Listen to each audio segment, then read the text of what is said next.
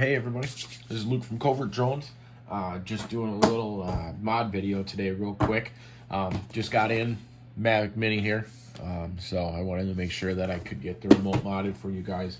Make sure that we can get this one going. This one is a 5.8 gigahertz only drone. It's different in different countries, but here it's 5.8 gigahertz only, kind of like the Unique Mantis.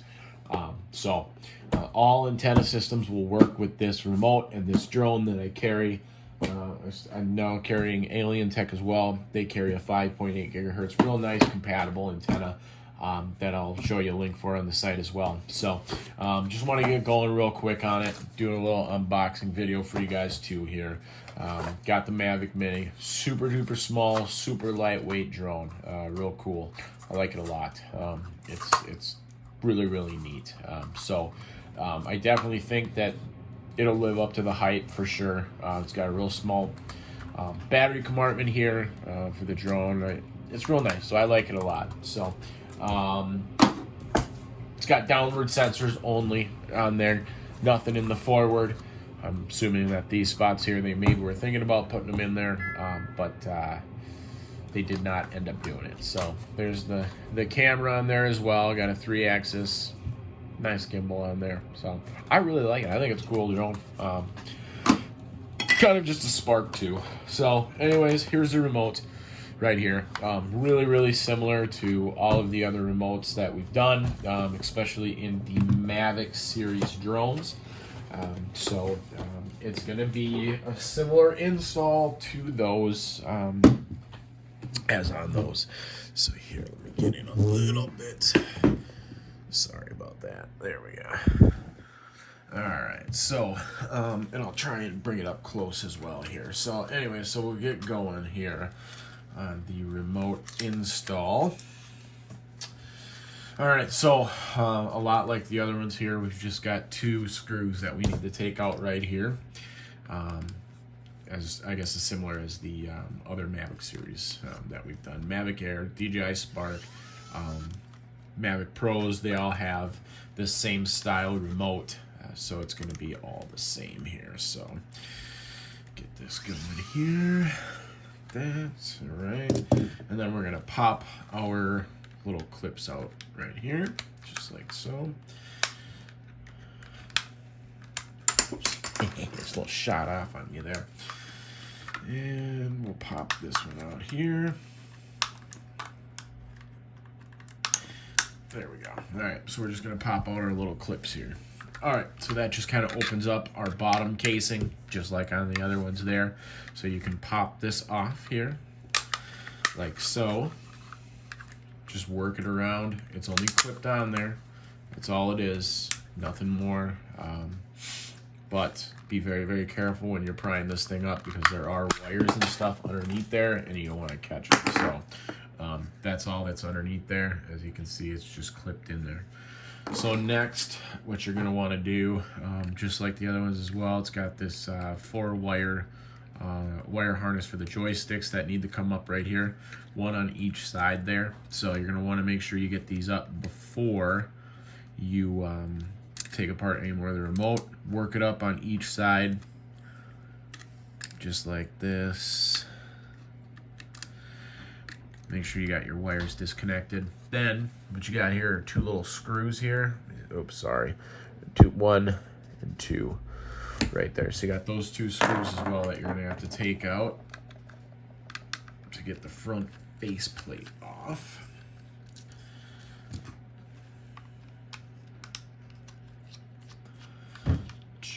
All right, so now we got our 2 screws out here. Okay, let me try and back this out a little bit for you guys so you guys can see a little bit more. There we go. All right, so the 2 screws right there. Now that you got your joystick harnesses off there, you can pry up your faceplate. Careful, it's just clipped on there now, but you don't want to break nothing. So there you go. These are the little wire harnesses that you undid. That's why they need to be undone, otherwise you'll just pull off the joystick harness there. So all right, so now next thing we got our button board here. There's 2 4 screws that we need to undo. They are Phillips screws, and you can tell the difference in these. These are a bigger kind of a flatter head on them. It's not a flat head, but it's got a bigger, flatter Phillips head on it than the other screws in here, so it's easy to decipher between the other screws. So now I'll get these 4 screws out here. Okay. All right, so one thing that they've done differently here, this connection right here, I don't know if it might be kind of hard to see it, but they have glued it in 2 spots here, and it's a different kind of glue. It's a real hard, weird kind of glue. So I did, just for time saving sake, I already did do this. What I did was I just took a little razor blade and I just worked it down on each side, and then just enough so that it would pop up just like that. And then you're left with that. So I just kind of left the 2 glue globs right on there, and I just kind of cut them so that I could just take it off. And then once you got that, you can remove your button board. Okay.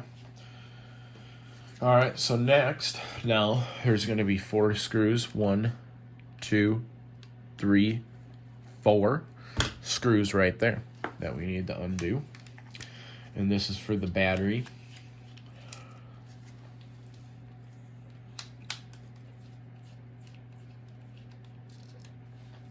2, 3, and 4. All right, but you don't want to pull right up yet because you've got your little battery connector right here. Now, for time saving sake, again, I've already taken this off, but there is some really hard glue as well right on this connector as well that you're going to have to get up. Just work it up. Don't break the connector. That's my best advice for you. It's tough. This is a lot harder and weirder of a glue than I'm used to seeing with them. So just take your time with it. Make sure you don't break your connector. If you send it in to me, I take on all the risk for you, and I'll make sure that if it gets broken or something gets ruined, I take on all your risk. Now, what is going to happen is it's going to feel like it can't come up. It's like kind of stuck here. There's actually nothing else. All you want to make sure is that your cable is out of the way. Don't rip it up so you don't rip your cable out there. But they did put a little bit of adhesive right on the bottom, right here on the bottom of the battery, and that's all that's holding on right there. So that's it. But you just don't want to rip straight up because your flat cable here is in the way. So then basically you're down to the antennas. Just we want to make note of the left side antenna is going to the top and your right is going to the bottom. They aren't marked, but it's always good practice to make sure that you put the antennas in the same spot that they came off. It's going to be the standard connector there. Just like this. We're just going to pop this one up as well.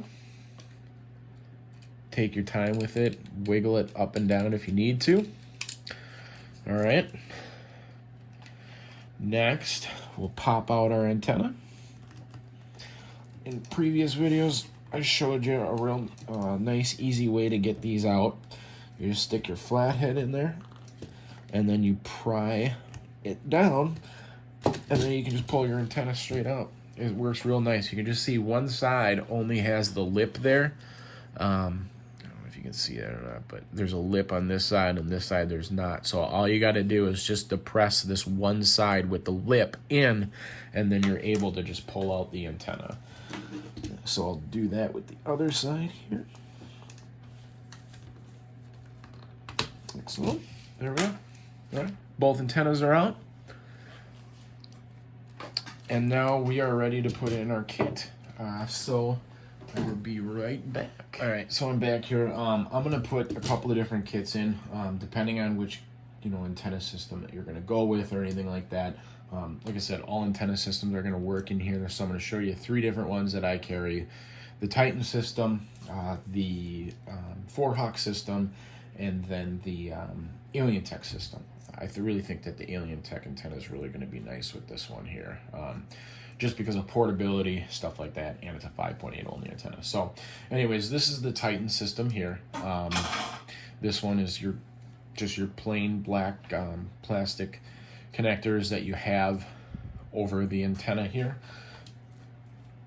Okay, and so what you'll do is you'll first place it in here, the little wire. Now here, sometimes you gotta depress this O-ring back in place a little bit, otherwise it won't fit.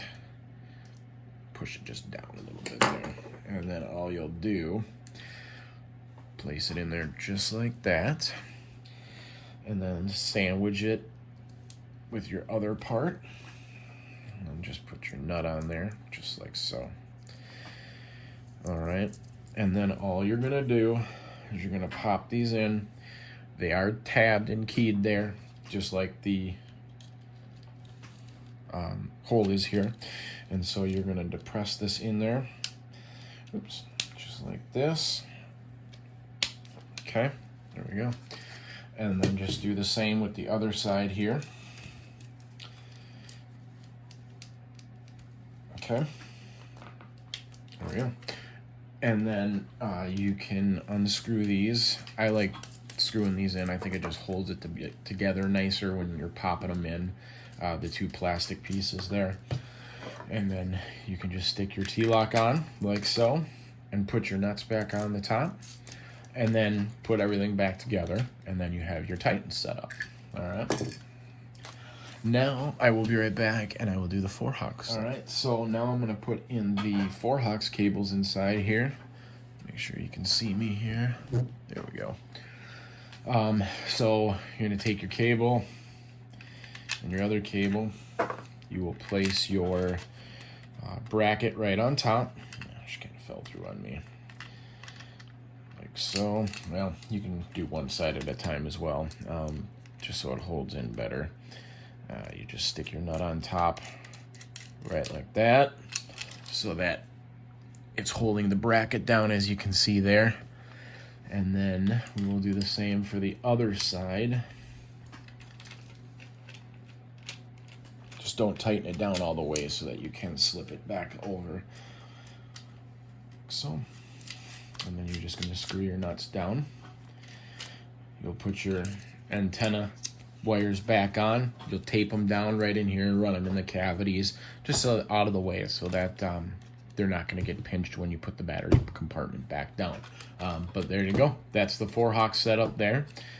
That's the 4-hawks kit. And last but not least, I'll do the Alien Tech kit, and we'll be done. Last one we're going to do is the Alien Tech kit. It's going to be the same kit for the Mavic Air, the DJI Spark, the Mavic Pros as well. 2 connectors there. The nuts are on, usually on the bottom. This one it came out of. There's your 2 nuts there. And so these ones are a little bit different. You feed the antenna, and these ones are keyed as well. See the notch there and then the notch there. Just make sure that they line up, just like that. And then you'll hold it down and you'll fish the nut onto the back side and start screwing it on this way. So these ones go on, so it basically sucks in the connector from the bottom instead of running the nut on the top, like so. Yeah, sometimes you're a little bugger to get started, but as you can see there, so it starts it on the bottom there instead, and then your Alien Tech antenna will just snap right onto the top there. So you just fish this one on the bottom as well. And then you'll just run nut on the bottom, like so.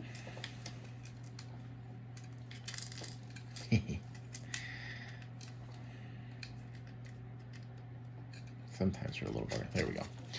There we go. And then you'll just, again, run your antennas in the cavities that, we don't want to get them squished, but then there is your Alien Tech connector setup. That's the one that I'm going to stick with in this in this remote. So yeah, there we go. And then just reverse the instructions and taking it apart. Real simple install, not bad at all. One of the easier ones. So remember, Covert drones was your first one for the mod. So come and get them all.